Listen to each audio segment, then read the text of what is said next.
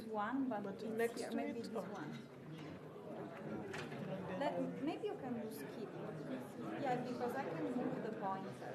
But can you switch slides? Uh, Let's do. I mean, because normally. Oh, yeah. okay. So it's just, you use that one. Yeah, this is more. This works better. Yeah.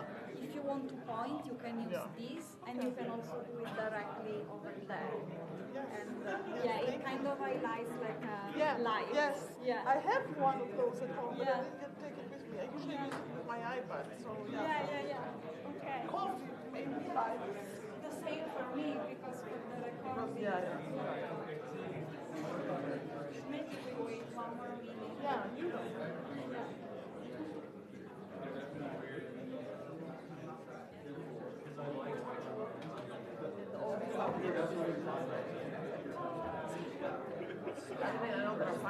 Yes.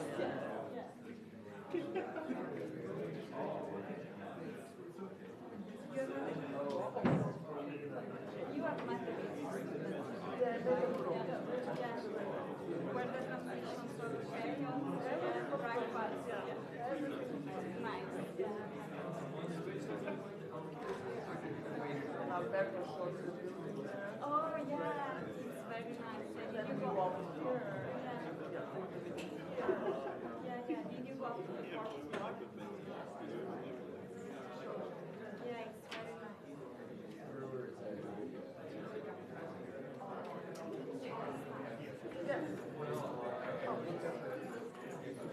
And we can keep the introduction short. So do you want the microphone? I think for the recording it would be best. It's already on actually. Yeah.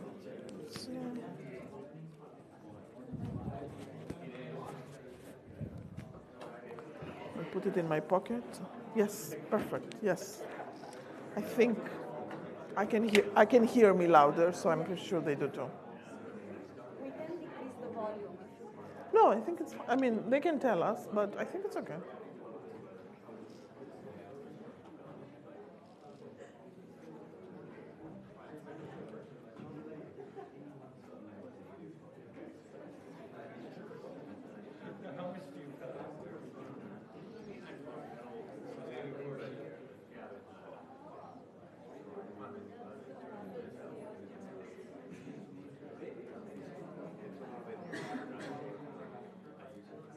Okay, I think we can start. Okay, welcome everybody. Thank you for joining us for the first seminar in our colloquium series. So today we welcome Professor Perakis. She's a professor of operations management, operations research, and statistics at MIT Sloan. But currently she is on sabbatical at Harvard Business School. She has also recently served as an interim dean at MIT Sloan. And so now I guess you're enjoying a little bit of release from that. Yeah.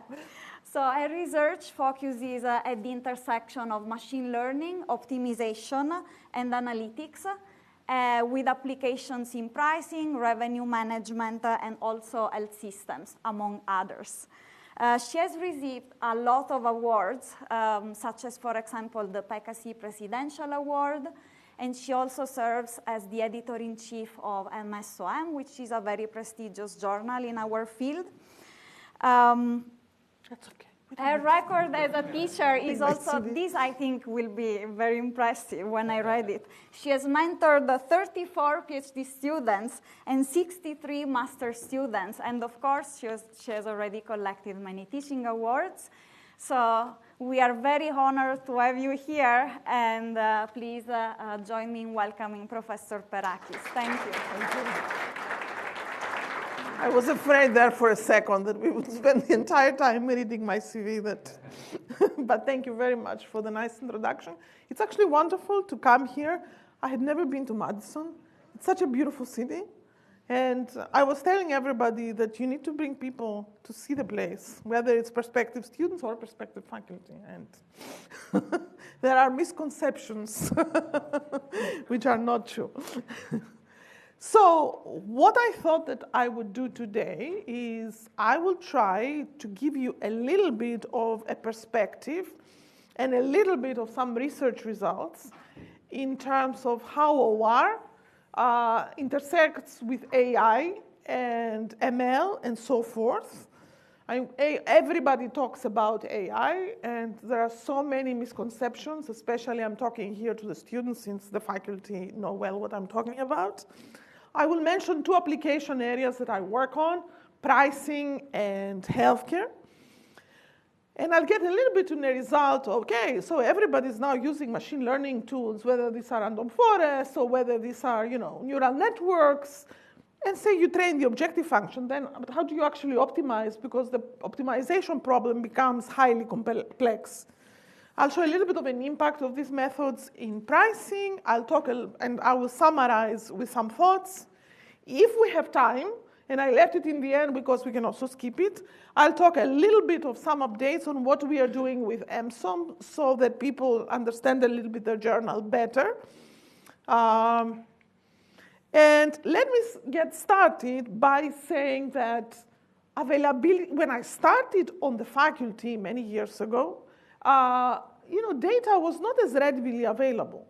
And therefore, we would either, focus on, algorithms, and I was working on nonlinear optimization and algorithms and convergence and so forth. But I couldn't connect anything with data because getting data to me, it was like, wow, I cannot actually do this. Cannot find data.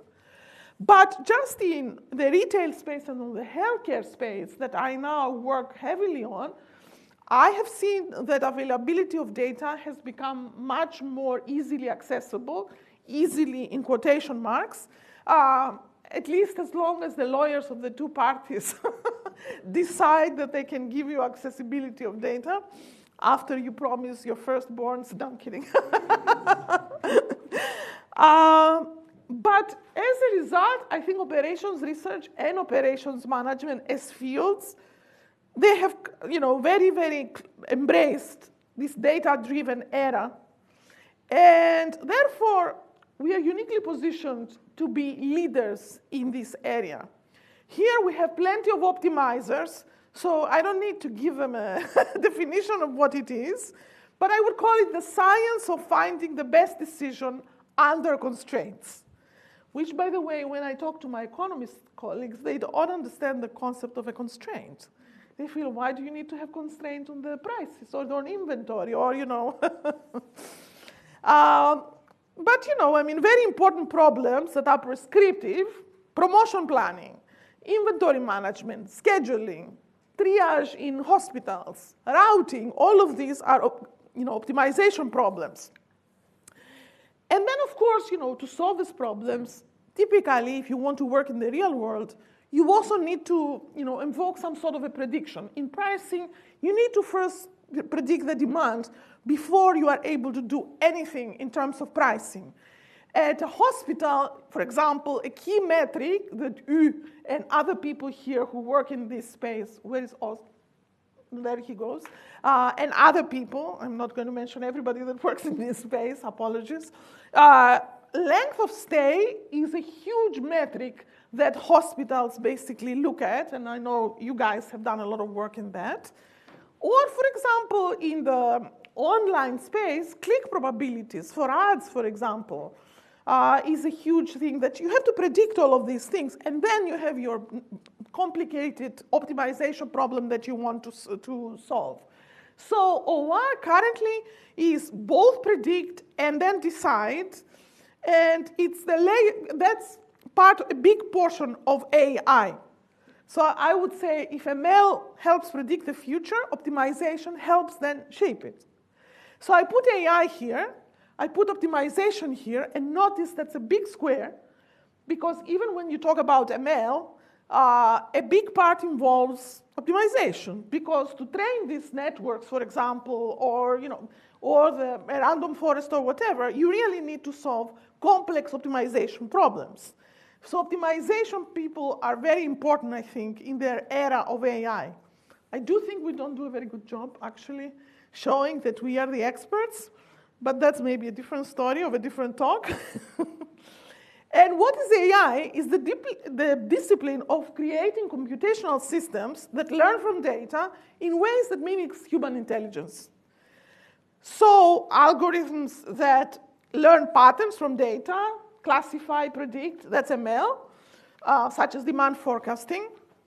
But then AI is larger than that because you want to build, say, AI-powered assistants for inventory, for promotions, and then you can answer questions, if stock below a certain reorder, what should you order and how much, basically. So I put now ML, I put AI. AI is not the same as ML, of course. It's just a part of it. And it's including also other things, such as symbolic reasoning, which is AI's rule-based ancestor in the 70s and in the 80s. And a big part of AI is optimization. And my joke here, AI is optimization with better marketing. I think I'm talking here to the convinced, but I think it's important for us to say it. And then, of course, Gen AI came along. And a lot of people now actually don't understand the difference between AI and Gen AI. Gen AI is part of AI, but it's not all AI. And people talk about LLMs and they use phrases, what's your AI system? But I feel like they're doing disservice to the concept of AI. Gen AI is a subset of AI that's focused on generating new context, creating new text, images, code, design, basically. And I think now if I put everything together, I would say, Gen AI is a small portion of AI, but it's not the entirety of AI. So because AI can predict, can optimize, Gen AI creates. So there's a difference between the two. So if I'm going to put everything together, and the sizes of these boxes are not necessarily correct, I would actually make the optimization box much, much larger. You have ML, you have optimization, you have Gen AI. In OR and in OM, the past paradigm, basically it was all about optimization and prescription. My colleagues at MIT often, when they think of us of OR, they think of us as just solely optimizers, that we don't, even to this day, they believe that. And then there was this other part, who were the machine learners, and then also people who worked, and in our field there are now many who work also in econometrics, and they are more empiricists. But these worlds actually lived very far apart. And in my opinion, those two worlds need to live closer together. Here, you have data, and let's say you are trying to make a prediction, and you use, let's say, linear regression.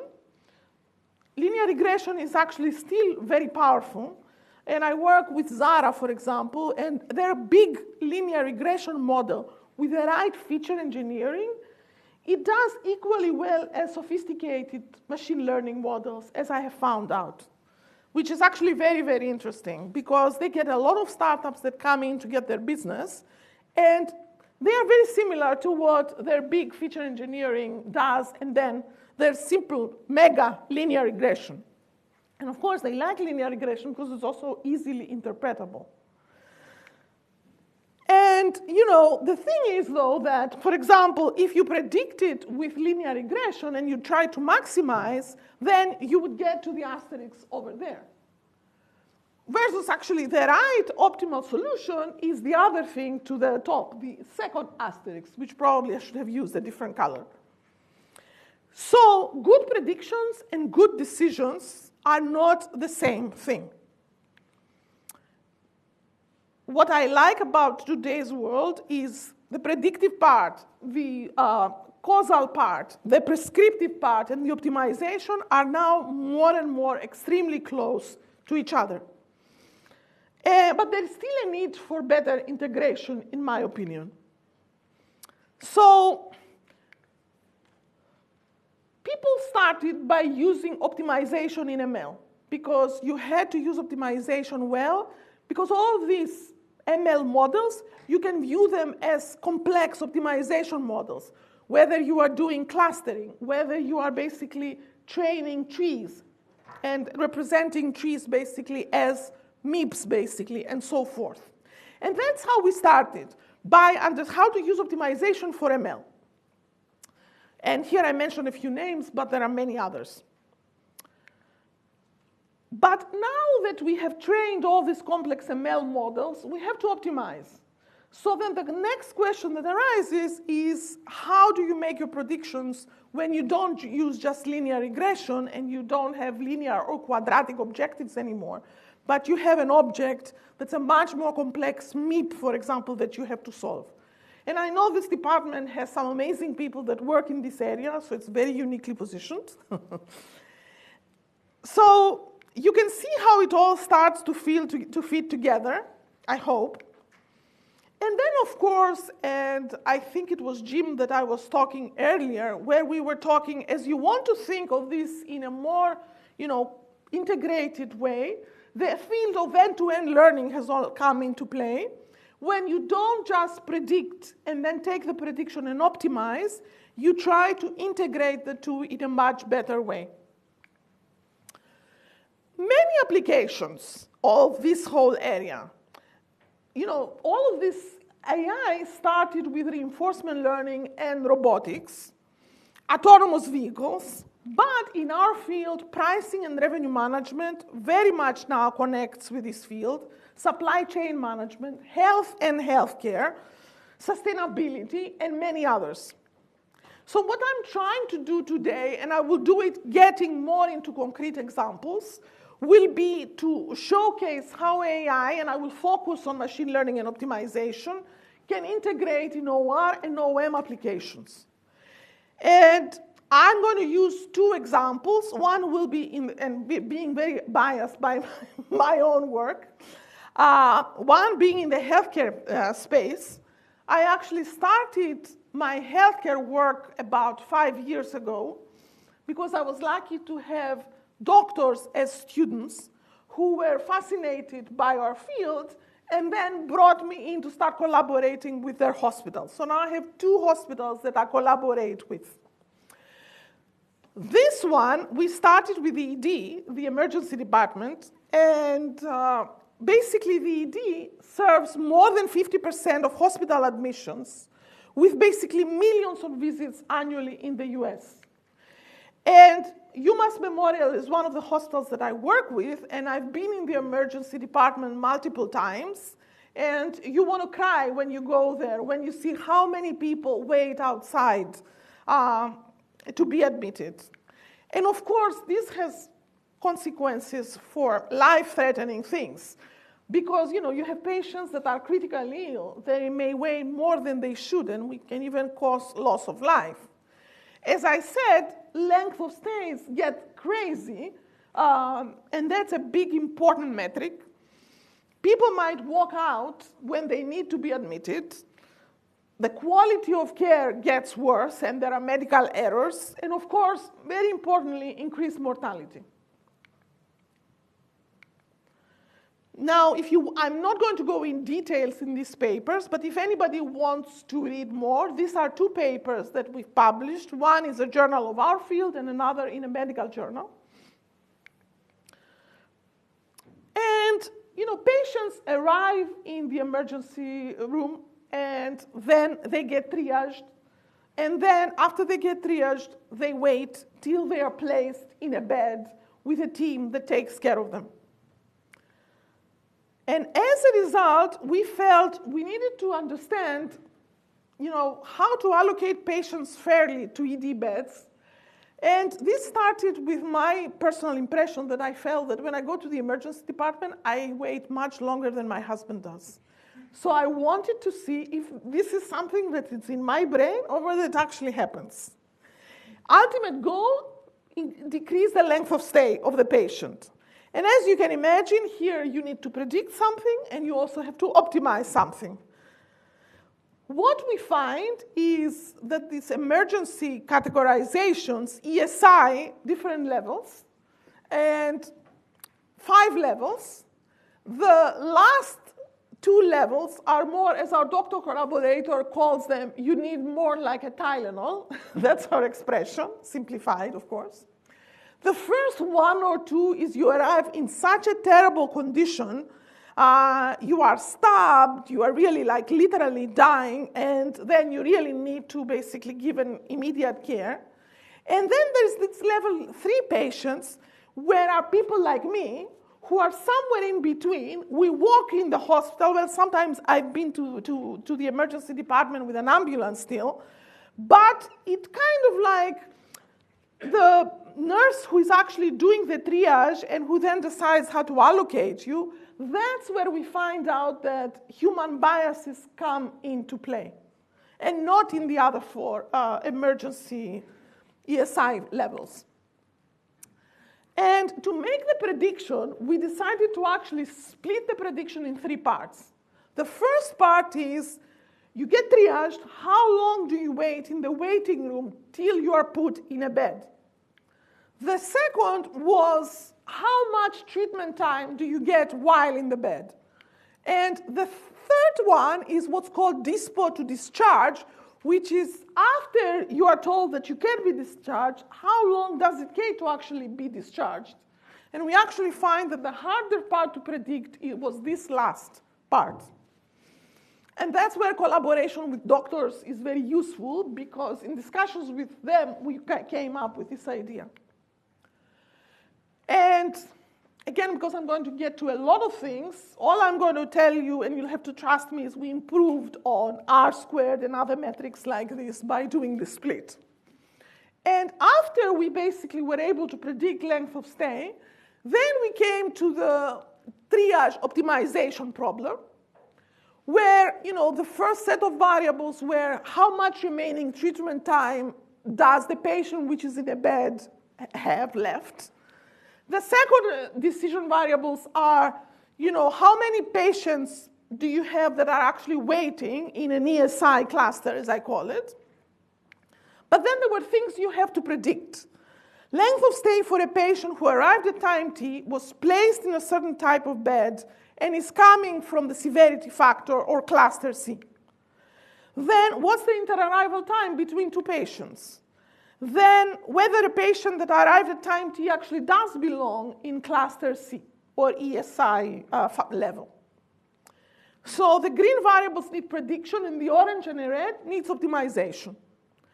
And that actually led us to this optimization problem, where the objective was, let's minimize the number of patients waiting, with constraints that said, obviously don't assign patients to occupied beds. Then update the bed remaining time at each point of time. Update the patients that are waiting. Make sure the waiting patients are not negative.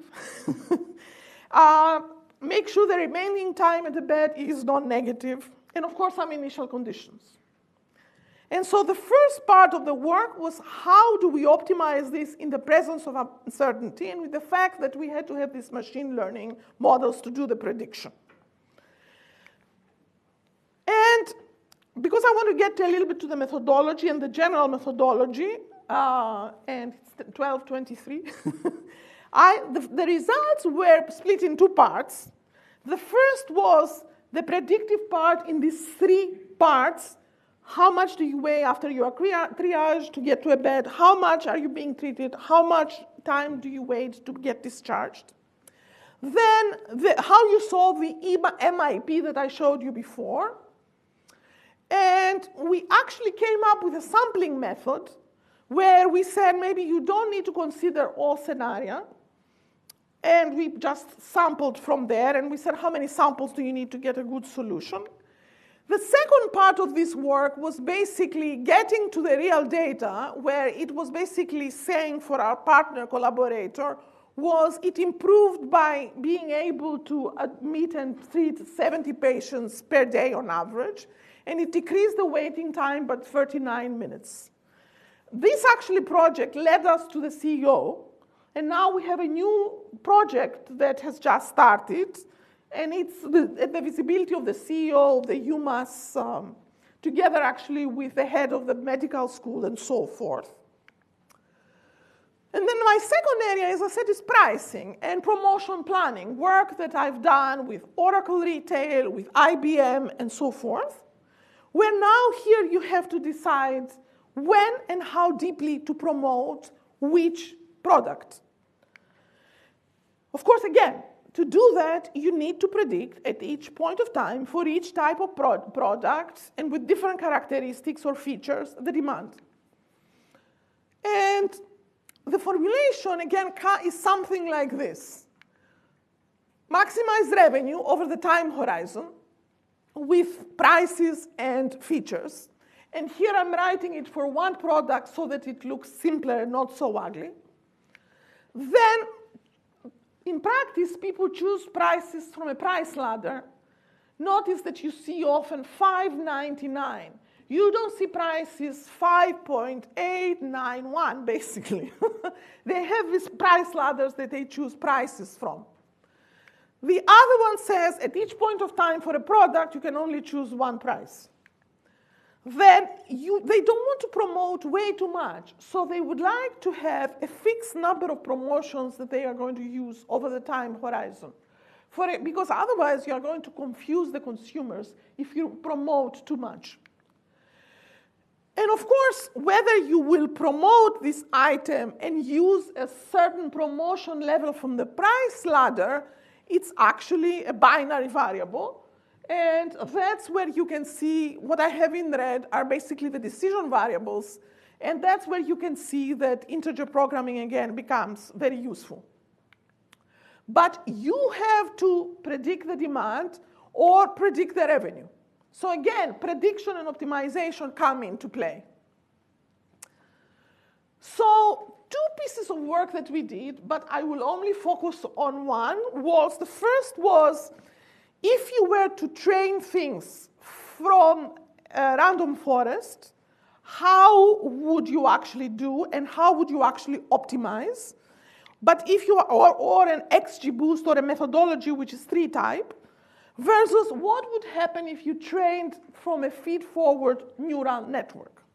And what I'm going to do is actually just focus on the second one in the interest of time.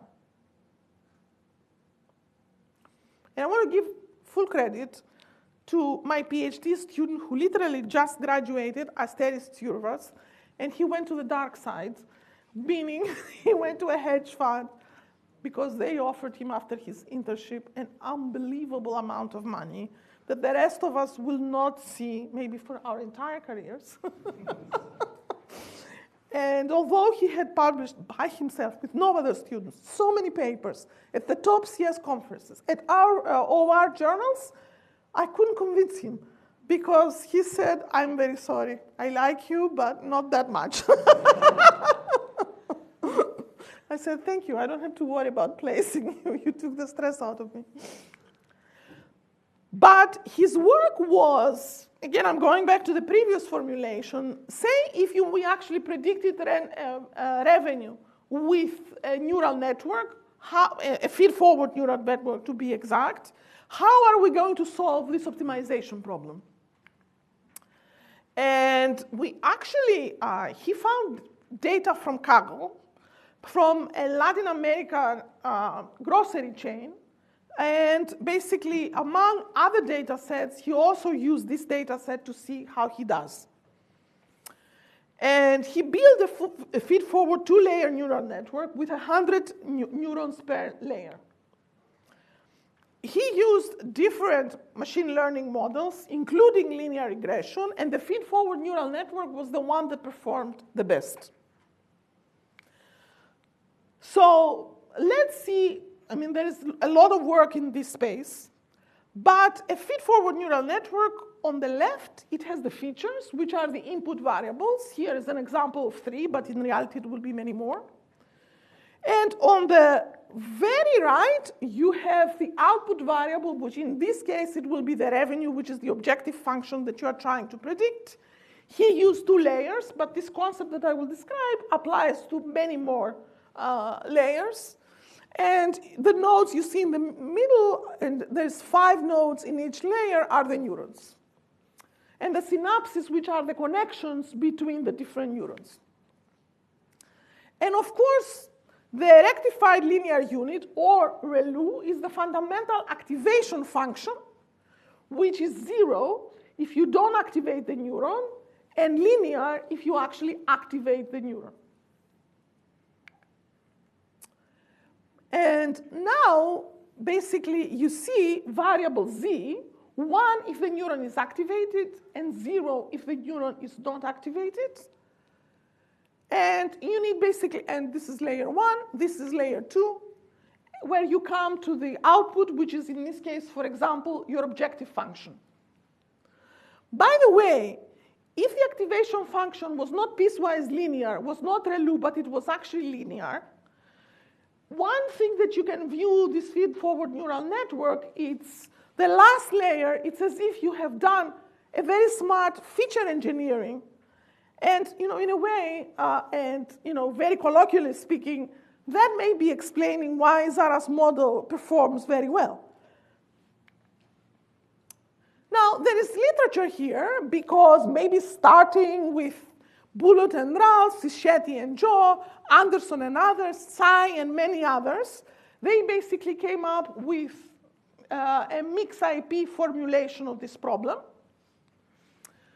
And there are results that are showing this is MP hard to solve. And here I'm not doing a thorough literature review, just as the disclaimer, just a few papers, to show you that this problem is actually difficult to solve. But now let's do an analogy between the neural network, and in order to visualize it nicely, my illustration with the x-axis is as if you have only one feature, one-dimensional input, and the y-axis is really the objective function in this case, which is the output variable f of x.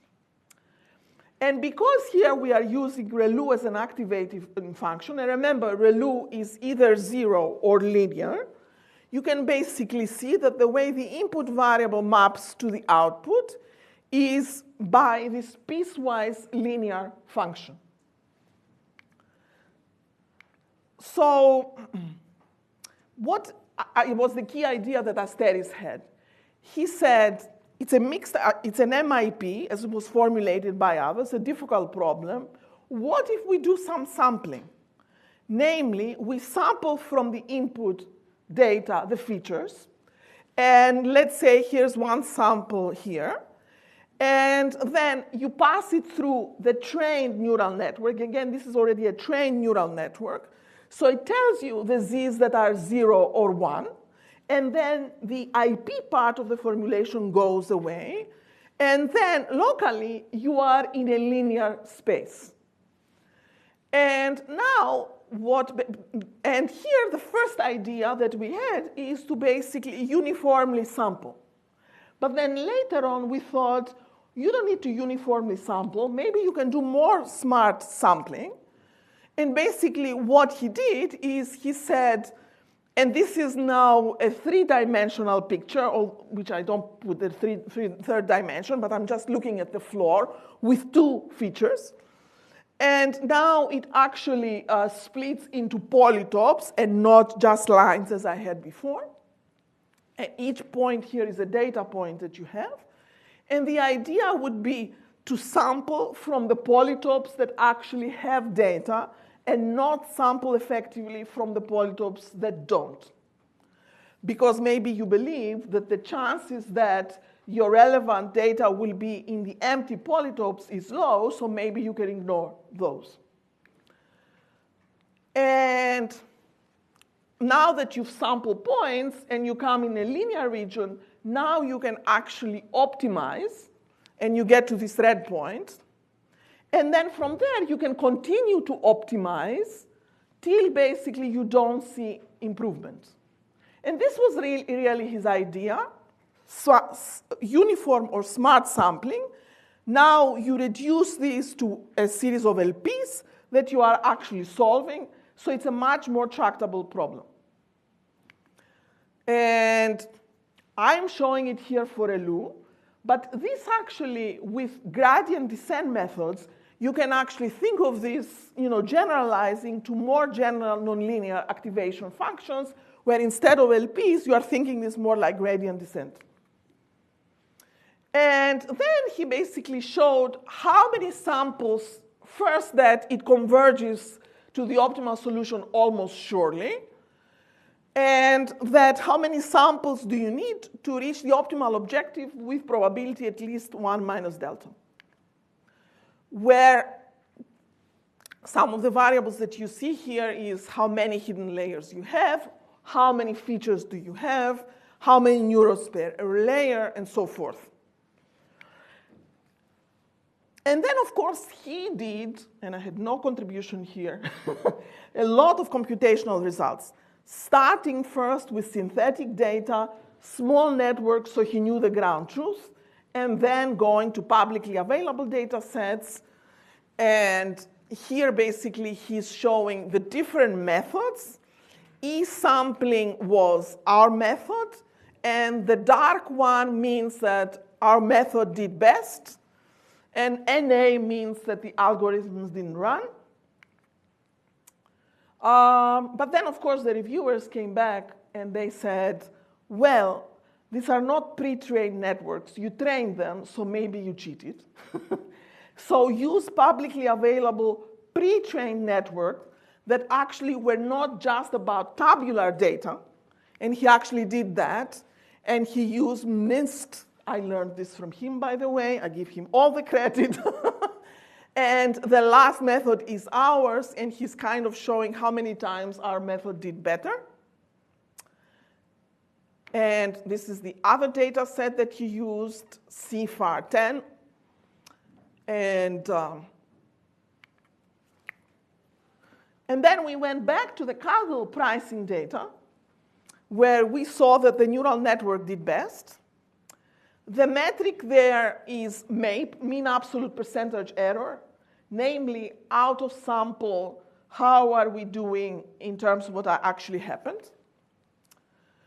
And we showed an additional about 8 point something increase in revenue using these optimized prices relative to what was actually happening. So this is basically one case that you can see that basically it's not just training the neural networks that is important for optimization, but also if we're using these models to make decisions, we need to know how to optimize with this much more complex. In the interest of time, I'm not going to talk about similar work that I did with another student, but for random forest and tree ensembles. Because I figured, although I have the slides, I probably wouldn't have enough time. But now, as I said, you can also do all of this in a much more integrated way, what's called end-to-end learning, where now you basically take the loss function that you have to predict, and you incorporate, you add to that the optimization objective, and you do both of those at the same time, or in some ways in that way. There are many schools of thought. I know Jim was describing to me some very interesting work that he has done. I have done work. People from Georgia Tech have done work. People from Columbia have done work, from Berkeley. And again, I'm not doing a thorough literature review. And many other areas. Transportation and routing, robotics, health and healthcare, manufacturing, and many more. In my opinion, to be successful, you need first to have tractability, to somehow find methods that will make your proposed model tractable, namely to run fast enough that practitioners can use it. Because if a practitioner cannot use it because it takes forever, it might be a beautiful algorithm mathematically, which I love. I'm a mathematician in training, but it's not going to work. The second thing that I've learned with many practitioners that I worked, whether this is Zara, whether it's UMass Memorial, Tampa General Hospital, and others, is it needs to be interpretable enough for doctors to actually trust it and use it. And I can see at the end nodding her head. Robustness, robust enough to withstand uncertainty. There, one of the people to talk to is actually Jim. And then how do you integrate this into systems that are actually real decisions? And can you even do trials with the practitioner to get it used? We are doing now one with Tampa General, and let me tell you, it takes forever. And B, basically, the paper is still not clear, in all honesty. But I think it's worth happening so that our field does not actually sound irrelevant. So in my opinion, OM and OR, that I think, in my opinion, I started with OR. You can call me OR, you can call me OM. I maybe don't like to see necessarily so much the distinction between the two, but I call it the decision layer of AI. So I think ML and optimization give powerful decisions. OR and OM has benefits across sectors. OR and OM is central to AI for decisions. And I say to the young people in the room, address big challenges. We are actually having a new initiative in the journal that we are looking and trying to figure out what might be the grand challenges in our field. Try to have impactful work. I know if you don't have tenure, that's kind of scary. I avoided to do this as a junior faculty, to be honest with you. I started doing this after I had tenure and people couldn't fire me. Collaborate across disciplines, which I know, again, is easier said than done, especially if you are not tenured. And basically research that can be used and applied in the real world, and it's not just advancing academic knowledge, but improves also practice. We are actually, my two people in the OM field, Maxime Cohen from McGill and Ting Long Dai from Johns Hopkins, they actually just edited a book that's about AI and supply chain, where they invited basically several senior scholars. And each of those, it's about 20 plus authors, contributed chapters. And their book will be coming out. But then after this happened, as the editor of EMSOM and being selfish, I thought, you know what, we need to advertise this to the world well beyond the few academics that are going to read this book. So the effort we are doing right now is we are creating what we call an OM forum paper, which has close to 30 authors. The first bottleneck, of course, is informs between you and I. I know this is recorded, so I should say. Because, when you try to change things, there's always resistance. And I don't blame them because they are trying to make it happen, and we can have grand ideas, but they are the ones who have to make sure that this gets published. I hope this part is not recorded or coming out to the world. But, for the OM Forum, keep this in mind. I do want to thank, I touched on a lot of things, and before I get a little bit to the journal in the last 10 minutes that I have, because I also, of course, you should feel free to ask me questions, I want to thank collaborators from doctors to, people who are in different parts of the academia or industry. And now I'm going to stop for a second, and before I get to the EMSOM journal, I want to see if there are questions. Maybe I was going so fast that nobody understood anything, and therefore nobody can understand and ask any questions. And then if we have time, yes. So thank you. I can hear him, but then again.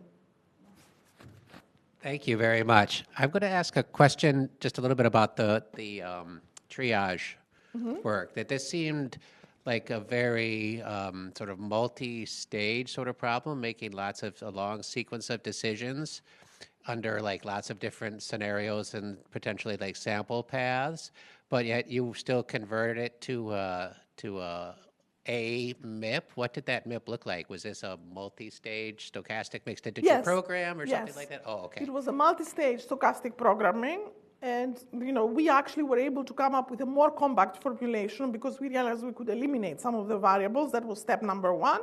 And step number two is we basically figured out how many samples we needed so that we just sample and make it kind of much more tractable, and that's how we were able to solve it.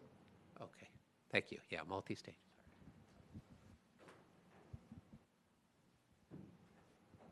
Yes. Rahel, is it? Rensheng. Rensheng, okay. So I saw a lot of your work. I also read a lot of work before. What? I read a lot Oh, of you your read? work Okay, before. sorry, I'm half deaf. And I'm wondering, like, in your experience, like real world from like industrial or like hospital, often contains noisy or missing information. Like, how do you address these uncertainties in modeling and interpretation? Like, do you just, as you said, maybe use machine learning to predict all? Right. Or? So, yeah, dealing with missing data as you start, what do you do? Do you throw things out, or do you try to fill in missing data? That's where actually applying some methods, and then we always work closely with the practitioners. We don't just take the data and just, apply what we want to apply and say there. We meet, for example, with Zara, we meet every week. And it's gruesome, and it is, not easy for the students, but it gets you to the right place. So they have a say, what do you do with missing data? With a hospital, with Tampa General, for example, we are working on sepsis treatment, and missing data was a problem. So we are having, again, meetings every week. And many methods you can apply. They had a say what they felt was the right way to go. And because there are people in the medical school also involved, they have some training. It's not like they're completely ignorant and we know everything and they know nothing. I know sometimes we have that in our brains, but that's actually not true. Yeah. Because like So close collaboration and getting input on a very regular basis will help you to know which of these methods is the right method it seems to use to get to the right results. Also for noises? Also for noisy, yes. Thank you. Yes. Hi, Laura. Nice Hi. to see you. Fantastic talk. There's so many interesting insights throughout your talk. I really appreciate you coming to visit with us. Of course. I'm really intrigued by this idea of grand challenges. I say, yes, bring it on. I'm And very I know excited. you've written a paper on Yes. that, which I was actually found fascinating, yes. Yeah, but just thinking about how many promising and bright PhD students and assistant professors are in this room, I want them to tackle those grand challenges. But I do both agree that it's a little bit risky. Could you have some advice either for them or for us as tenured professors about how to maybe reduce that risk? And maybe you can give some examples of what you're doing in MSOM to really promote grand challenges. Right. So, we've done several initiatives for MSOM in order to basically get to this stage, what you're saying, including how do you actually cycle times. Boy, that's a problem, basically. How do you get to faster publications? To everybody in the room, I say, when you review, especially the young people, when you review the paper, don't expect it's going to be perfect, okay? I think that's extremely important that many of us feel like we are going to really do a disservice to the community if we don't catch every possible and point it out and, throw the paper down. I say, do not do that. We are not in any place that we run that danger. Actually, I have found optimizers have this better figured out. I don't know if that means they are nicer people. I think what it is sometimes, and that's more in the OM field, people have been traumatized by their own experience and then they propagate it. Versus, I think somehow in optimization, it started more in the right foot, so optimizers are actually better at this. Because, I've been in both fields and I can compare. An A/B testing. So maybe I should talk a bit about the stuff that we are doing. One quick advice is senior faculty can actually help junior faculty by, taking them into their projects. The senior faculty can do this. They cannot get fired. They have tenure. And they can get some of the junior faculty who can also they can teach them to solve the right problems. With respect to the journal that you asked, when I started, there were 3 department editors, and now, as you can see, we have 19. And in terms of submissions, I started in 2021, and you can see that This is still September 19, so the year hasn't ended yet, and we are already above 800, which is, by the way, higher number than what operations research receives. So we really in EMSOM get a lot of papers, so it's kind of a hidden. And I think it was the idea of creating a lot of departments that people could feel that they could submit their work, and having people that come from many communities. And you can see somebody like Melvin Sim there, who's an optimizer. You can see Hussein Topaloglu. But you can see queuing. More Armoni is there. But you can also see Dorothy Honghon, Mahesh Nagarajan from UBC. And I'm not going to read all the names. But there's diversity, and there's a space for everybody to find the right department editor. And you can see all the departments here that they get a good number of submissions. So it's not like new departments that they were not getting submissions. I monitored this, and that's not true. You can see the downloads has been going up, and I'll show you some ways that we try to promote this. The backlog, it's really extremely small, 2 months something once your paper gets accepted to appear in print. So no, year and a half, which was what was happening before. We asked the authors to indicate 2 department editors, because I, of course, decide, how to assign the papers, but this gives me author input. And I say we have multiple departments, but I tell the department editors the borders of departments shouldn't be, if you feel you are capable to handle the paper, it doesn't need to be, it's not exactly sustainability, and therefore get it somewhere else. So be a little bit more flexible, in other words. The first thing is that I felt that we need to increase social media visibility. I started doing this on my own, and I felt that I cannot do everything. Because, I'm not so capable to do everything, just to be clear here. So we create a page in X, a LinkedIn page, and then, of course, we decided to have a DE for outreach, whose job would be to select from from papers that were accepted, with feedback from the DEs and then the authors, to write something that would make this much more publicly, digestible, if you like. Another department that's not exactly your traditional department that goes to the grand challenges, the idea was, how do we get practitioners to tell us the right problems to address? Okay, I'm at MIT, I'm lucky. Industry looks at the brand name and they want to come here. You guys, manufacturing, healthcare, you have large hospitals, but how about all the other people that don't have this access? And the idea there was, we have 3 DEs in the EMSOM practice platform who, in a number of ways, try to have practitioners to do webinars, but in a structured way. Behind the scenes, the DEs work closely with the practitioners on what it will be that they will present. They iterate, and they actually, decide if this is the right person to speak at the seminars. It's not like we just invite and people come and they give seminars. It appears maybe like that to the outside world, but there's a lot of pre-work that comes into play. Several seminars that has already taken place, all the way from 2022 to today. And then, we have a YouTube channel through Informs that basically people can access those webinars later, and also that people can ask questions through this channel to the practitioner. And now we are actually have started to double down on that with the idea somehow to come up what are the grand challenges in OR and OM. It's ongoing work. Maybe it will fail. We've had several meetings, and which it remains to be seen. And then, of course, practice-driven efforts, like the practice-based research competition that Jeremy Gallian has been leading.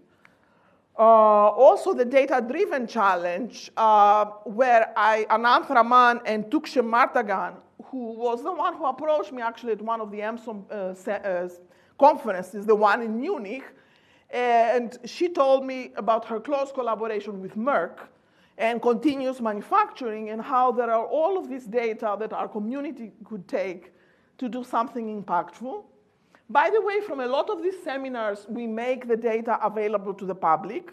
All you need to be is an EMSOM Society member, because we do it in linkage with the EMSOM Society, and because Informs cannot host all of this data, but with the EMSOM Society we are. So even if there have been several of those, this is the latest one, and you can go access the data also and use them. But with Tuksha, she had the ability to actually bring people close to the practitioners. The competition already took place this summer with 3 finalists and then a winner. We also, another initiative was the Frontiers in Operation. And the idea here was, when computer science conference meet our journals, what is the outcome?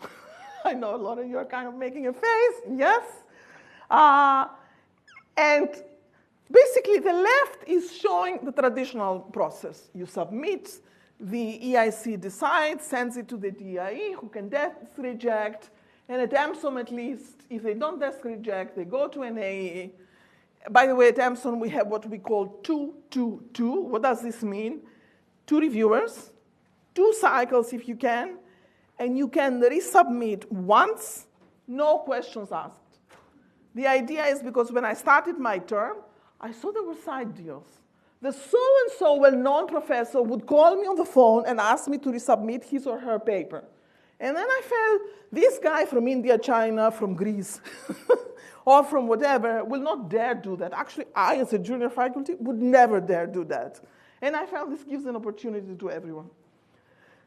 And that's the left side. The right side is basically saying, submit the paper with the same size as before, add to that a 2-page extending abstract that will focus on impact, innovation, and new contributions, and a commitment letter to say that when the panel decides your paper will get through and we need minor revisions, you have to do it or else we retract. So this is the submission part. Then I assign Ds from the journal, and the Ds recruit an AE, and the 2 of them look at the paper, and they form an opinion without going to reviewers. Then we meet as a panel, all the Ds, myself, try scheduling that one with 19 people, and whoever AE wants to participate, because when initially I was inviting all the AEs, they said, we are not full professors yet. If we reject papers and it comes out we may be in trouble. And the panel meets, many hours, discusses all, it's kind of like an NSF thing. They present, they get pushback from the other people, exactly like an NSF panel. Afterwards, there is an anonymous vote, which papers should continue in the process, which papers should go to the regular route, and which papers should be rejected. After those decisions are made, authors are communicated to, and they actually take the feedback. They have a month to update the paper, and then the paper goes to the 2 reviewers. Those 2 reviewers, we have disabled the decision part in the journal. Those reviewers are supposed to check how it relates to the literature and the correctness of the results. Go through the proofs, make sure they are all correct, for example. After that, we have a second panel, which now makes decisions, reject, accept, or conditionally accept, which the system allows us only to call it minor revision, but we explain this to the authors. Actually, this is the second pilot we are doing in this, and we are now at this stage here. The first pilot was in 2023. We received 31 papers.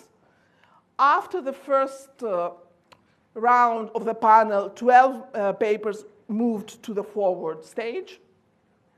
After the second meeting, 9 papers were accepted. Everything has been published since last summer. The papers were presented at the EMSOM conference because the idea is to make them a little bit more visible. And now we are going through the second pilot, 30 papers, very close to the number we had before. 11 papers moved to the second stage. And right now I'm trying to find a date that people can meet, and that's not an easy thing. We also have had some special issues, but I have been very prudent and very careful not to do way too many special issues. One is in responsible retail operations, where the deadline just passed from August, with Jan Francois and Dorothy Honghon as the special guest Ds. And the second one with a deadline of June 1st in 2026, with decisions in a year, with Karen Zeng, Sergei Netesin, and Mahyar Eftekar. And on that note, now it's 1 o'clock, so I'd better stop. And the one that I didn't talk about is the 1RR effort with the EMSOM Society, where the idea was, okay, computer scientists use their conferences to forward to the journal. Why can we not do this with our own conference? As long as we are rigorous and careful, of course, as we are. I don't know if there are more questions or if I gave you a headache. Yes. Of course. Tell me your name again. I know you told me, but my brain. My name is Ishan. I'm now a first-year PhD student, and thank you for introducing. Fourth year. Fourth year. Oh, I heard the first year before. Yes. Yeah. So EMSOM is a really wonderful journal, and I'm just wondering. I mean, like every journal, it has its flaws. It's not Yeah. perfect. Yeah. I'm just wondering that does EMSOM welcome the paper that have already been published at some conference, like for example, NeurIPS? Yeah. And if there's some fast track for that kind of paper? Right. So it does, as long as it's not an identical paper, because I think Informs will not allow us because of copyright, and because papers go through this automatic system, which looks at overlap, so it's going to flag. But if it's just a 30% overlap, absolutely yes. I see. Yeah. Thank you.